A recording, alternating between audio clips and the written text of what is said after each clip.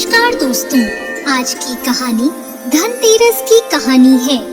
एक समय की बात है, भगवान विष्णु मृत्यु लोक यानी धरती पर विचरण करने आ रहे थे। तब लक्ष्मी जी ने भी उनके साथ चलने का आग्रह किया। तब विष्णु जी ने कहा, यदि तुम मेरी बात मान लो तो मैं तुम्हें अपने साथ ले जा सकता हूँ। तब लक्ष्मी जी ने उनकी बात मान ली और विष्णु जी के साथ धरती पर आ गए। कुछ देर बाद एक जगह पहुंचकर भगवान विष्णु ने लक्ष्मी जी से कहा, जब तक मैं ना आऊं तुम यहीं रहना। मैं दक्षिण दिशा की ओर जा रहा हूँ, तुम उधर मत आना। विष्णु जी के जाने पर लक्ष्मी जी ने सोचा कि आखिर दक्षिण दिशा में ऐसा क्या है जो मुझे वहाँ जाने से मना किया गया है, और स्वयं भगवान वहाँ चले गए। लक्ष्मी जी से नहीं रहा गया और जैसे ही भगवान आगे बढ़े, लक्ष्मी जी भी पीछे पीछे चल पड़ी। कुछ ही आगे जाने पर उन्हें सरसों का एक खेत दिखाई दिया जिसमें खूब फूल लगे थे। सरसों की शोभा देखकर वो मंत्रमुग्ध हो गई और फूल तोड़कर अपना श्रृंगार करने लगी। आगे बढ़ी तो उन्हें एक गन्ने का खेत दिखा। लक्ष्मी जी ने गन्ने तोड़े और उसका रस चूसने लगी।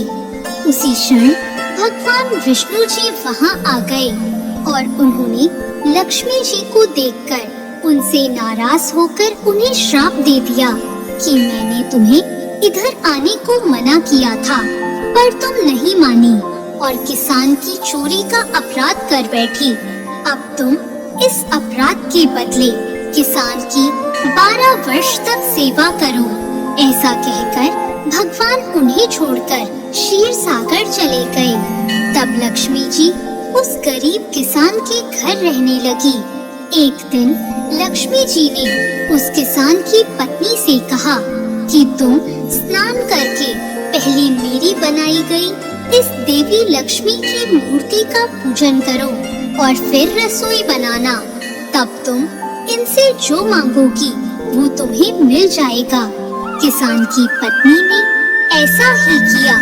पूजा के प्रभाव और लक्ष्मी जी की कृपा से किसान का घर दूसरे ही दिन से अन्न, धन, रत्न, स्वर्ण आदि से भर गया। लक्ष्मी जी ने किसान को धन धान्य से पूर्ण कर दिया। किसान के 12 वर्ष बड़े आनंद से कट गए। फिर 12 वर्ष के बाद लक्ष्मी जी जाने को तैयार हुई। विष्णु जी लक्ष्मी जी को लेने आए तो किसान ने उन्हें भेजने से इनकार कर दिया।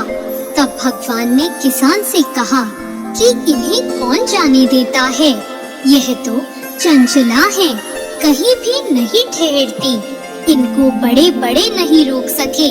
इनको मेरा शाप था, इसलिए 12 वर्ष से तुम्हारी सेवा कर रही थी। तुम्हारी 12 वर्ष सेवा का समय पूरा हो चुका है। किसान हठपूर्वक बोला कि नहीं, अब मैं लक्ष्मी जी को जाने नहीं दूंगा। तब लक्ष्मी जी ने कहा, हे किसान, तुम मुझे रोकना चाहते हो तो जैसा मैं कहूँ वैसा करो।